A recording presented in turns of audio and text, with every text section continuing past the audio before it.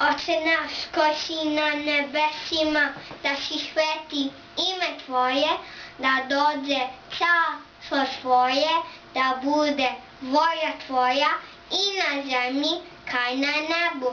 Hleb nasutni daj nam danas i oprosti nam dugove naše, kao što i mi opraštamo dužnicima svojim. I ne uvedi nas u iskušenje, no izbavi nas od zla.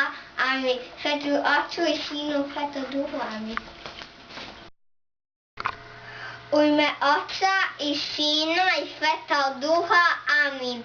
Oče naš koji si na nebesima, da se sveti ime Tvoje, da dođe carstvo Tvoje, da bude volja Tvoja i na zemlji kao i na nebu.